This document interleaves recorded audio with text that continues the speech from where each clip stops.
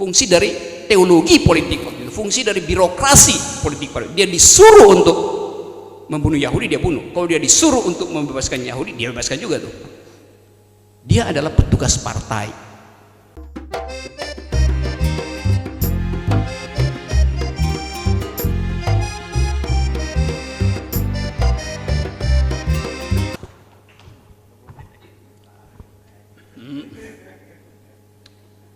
Oke, malam. Saya lagi cari-cari apa yang belum diucapkan oleh Sahal. Saya tahu banyak hal tentang Sahal, tapi satu hal yang saya tahu, Sahal tahu semua hal.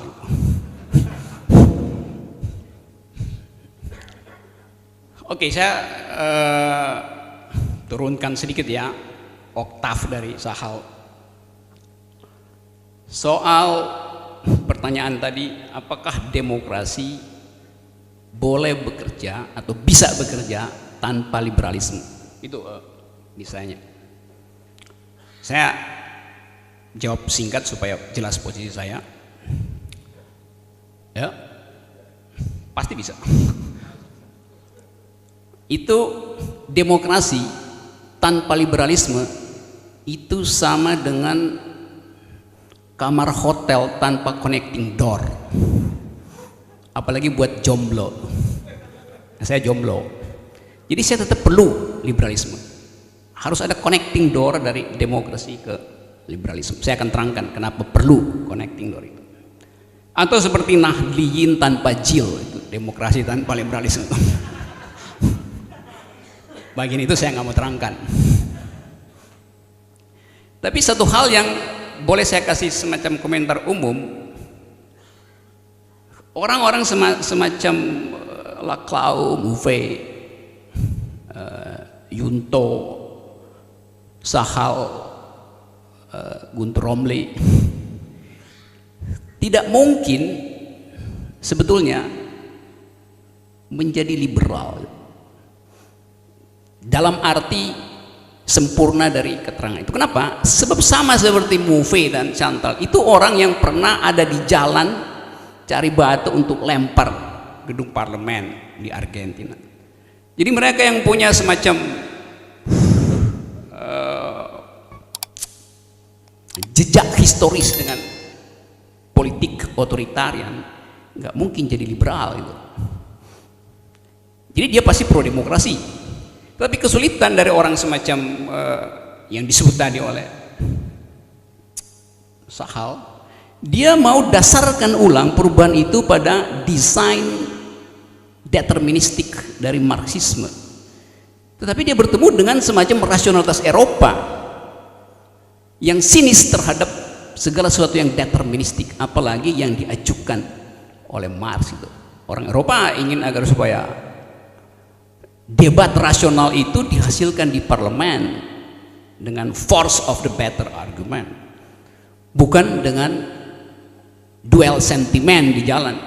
Jadi masuk akal kalau misalnya upaya untuk meradikalisir demokrasi di dalam suasana keeropaan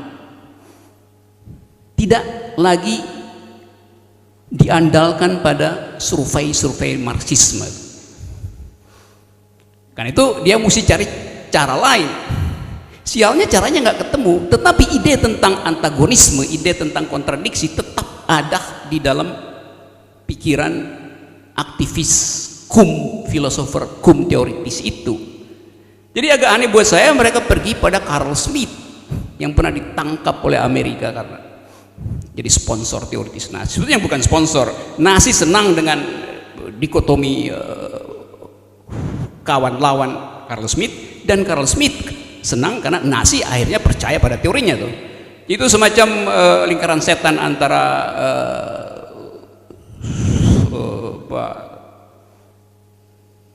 surveyor dan KPU tuh. Nggak tahu bagaimana caranya keluar dari situ. Demokrasi tanpa liberalisme itu sama seperti TV One tanpa puskaptis.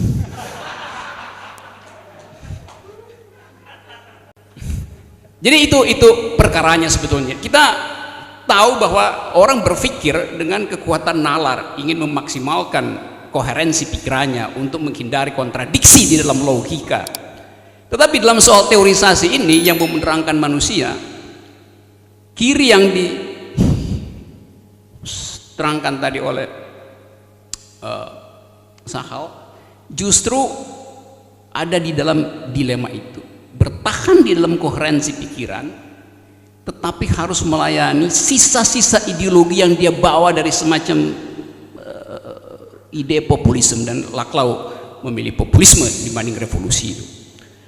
Jadi itu suasana bahwa pikiran kita selain dikendalikan oleh silogisme juga ada social determinant of thought yang sebetulnya lebih kuat ketika momen-momen tertentu diupload ke dalam sejarah. Orang nggak peduli lagi dengan reasoning, orang pergi pada semacam keyakinan bahwa kita adalah pemenang gitu.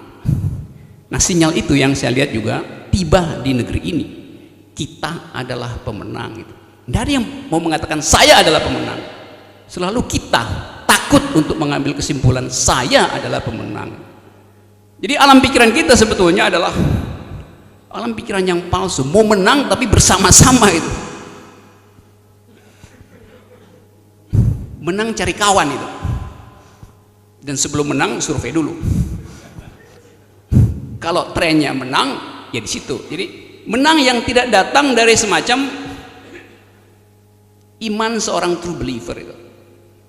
Menang yang sosiologis, bahkan menang yang statistis itu. Nah, itu keadaan kita hari-hari ini sebenarnya.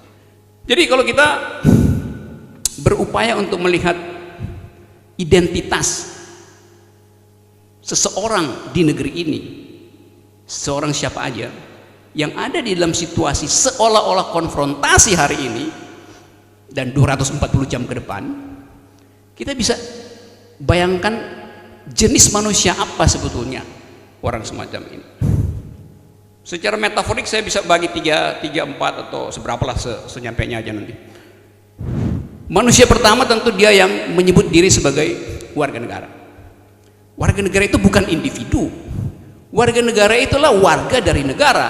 Jadi dia diikat oleh tadi kesepakatan-kesepakatan sosial sebagai warga negara. Entah kesepakatan Lockean, kesepakatan Rousseauian, kesepakatan Hobbesian, tidak ada soal, kita bisa bicara nanti. Tapi dia diikat oleh dalil-dalil, oleh kesepakatan, oleh hukum segala macam. Beda dengan konsep individu. Individu itu betul-betul adalah subjeknya pasar, nggak ada definisi lain. Menjadi individu artinya boleh tidak memelihara negara, tetapi dia hanya disebut individu kalau dia rasional di dalam cara dia menjadi makhluk ekonomi itu.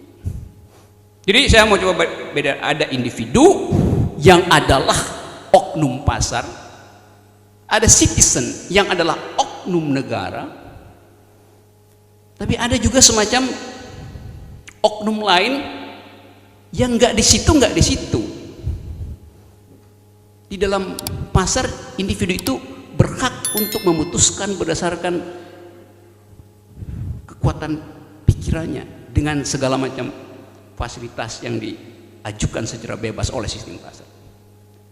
Pada status negara, individu tidak bisa memutuskan sesukanya karena dia diikat oleh kontrak, entah itu semacam fiksi di dalam teori hukum, tapi yang jelas dia diikat oleh kontrak. Jadi dia pasti nggak bebas, warga negara nggak bebas. Waktu dia lahir dia sudah diikat untuk jadi warga negara Indonesia. Dia boleh pindah warga negara. Tetapi di antara mereka ada yang rightless, nggak punya hak gitu. Yang terpaksa sekarang hanya bisa dinyatakan sebagai subjek bila dia diakui oleh humanitarian activities, humanitarian law. Ada interference dari hukum internasional. Para pengungsi, mereka yang tersisih karena rasisme. Jadi wilayah ini yang saya kira soal baru bagi kita, the rightless, yang tidak disentuh oleh teori-teori itu. Jadi teori itu sebenarnya teori yang udah punah sebetulnya, karena ada situasi baru di dalam hukum politik, sosiologi, kultur global, yaitu yang tak berhak bukan tak punya negara, bukan tak punya warga negara, tapi yang betul-betul naked, nggak punya hak gitu. Itu kategori ketiga, ada citizen tadi, ada individu, ada the rightless tadi. Ada satu lagi yang lebih sublim, yaitu self. Bahwa kita semua sebetulnya disiksa oleh suasana, kita harus mengejar desire tertentu, kehausan tertentu, hasrat pada kuasa, hasrat pada kegembiraan, hasrat pada kecemasan, hasrat pada apa aja. Saya mau menyebut ini sebagai self, diri kita yang kadang-kala keluar dari kompartemen individu sebagai warga pasar, citizen sebagai warga negara, dan rightless sebagai warga dari humanitarian world. Ada subjek lain yang gedor terus kesadaran saya, self saya, bahwa saya sebetulnya, Anda sebetulnya sedang mengejar hasrat. Jadi saya subjek yang lelah, yang terus mengejar hasrat, termasuk hasrat pada THR, tetapi sekaligus dia dikejar oleh hasrat. Dia mengejar hasrat orang lain, tapi dia sendiri sebagai subjek dikejar oleh orang lain yang juga menghasrati dirinya. Jadi yang lelah sebetulnya bukan individu sebagai agen pasar, juga bukan individu sebagai agen negara. Sebagai agen negara, individu ada pensiun di situ, ada kartu Jakarta Sehat atau kartu Indonesia Sehat, nggak ada problem dengan warga negara. Individu juga nggak ada problem, sebab dia mengambil risiko masuk dalam pasar, kalah silahkan bubar. Tetapi yang dua tadi, rightless tadi, ada masalah dengan teori filsafat politik. Juga self tadi ada masalah, karena dia diombang-ambingkan di dalam parameter-parameter yang bukan hasil kesepakatan dia. Ini perkara drastis dari teori-teori. Jadi saya bukan mau menghina, tapi saya mau mengatakan bahwa ada ketidakcukupan analisis baik dari kalangan kanan radikal kiri terhadap a new kind of humanity. Jadi kita harus naikkan lagi satu oktav itu tiba di situ. Tetapi Marxisme dalam versi yang revisionis, dalam versi yang dipostmodernkan, tetap punya semacam hasrat untuk percaya bahwa akan ada penyelesaian di dalam tingkat antagonisme tertentu untuk menghasilkan semacam dunia baru, utopia. Itu yang bagi saya nggak masuk akal. Jadi saya percaya bahwa, bukan percaya sebetulnya, menyaksikan fakta itu bukan di dalam kendali teologi. Yang di kita sekarang, kita nggak akan memilih Tuhan dalam 5 tahun ke depan, tapi suasana sosial kita sangat-sangat teologis, aneh bin ajaib alias sinting itu. Bahwa kita memilih makhluk sekuler, tapi seluruh wacana kita adalah teologis. Kalau saya terpilih, insya Allah saya akan. Dia nggak percaya bahwa dia itu mewakili kehendak publik. Jadi kehendak publik pun dia manipulasi dengan minta izin Tuhan dulu. Itu hal yang dari dua kubu begitu ucapannya itu. Jadi bila Tuhan berkenan, lah you dipilih oleh rakyat kok minta perkenanan Tuhan? Sinting lagi. Jadi ada soal di situ. Nah kalau kita sedikit buat pembicaraan ini agak basah dan berasap. Konfrontasi ini kan konfrontasi yang palsu, seolah-olah konfrontasi. Tetapi litmus moralnya nggak ada. Nggak ada satu duel moral habis-habisan di dalam dua pengkubuan politik ini, juga di dalam watak para penonton.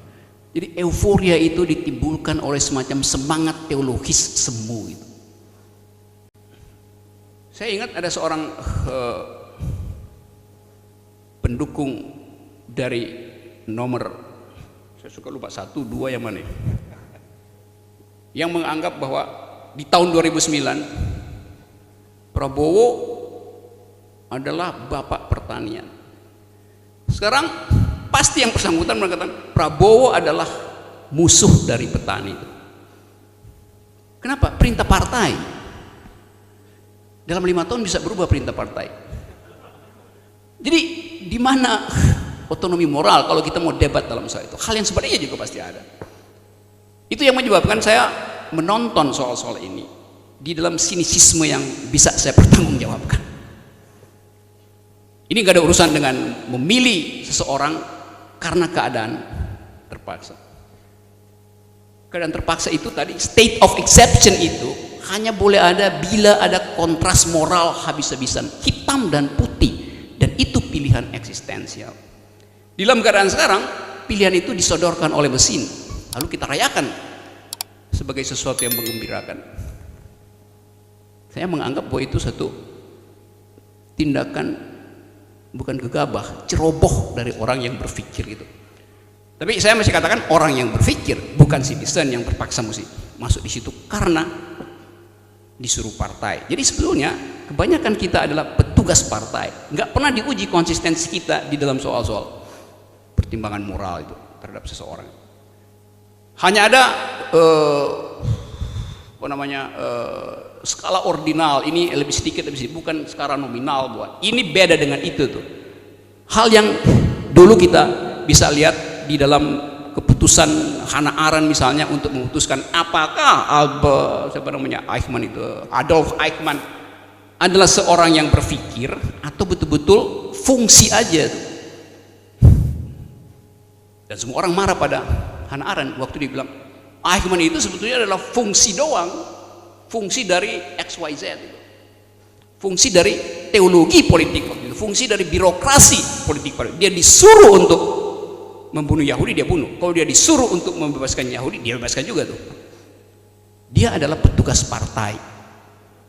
Banyak dari kita juga dalam kondisi petugas partai sebetulnya. Jadi saya kira buat sementara itu keterangannya, dan kita masih bicara hal di sekitar.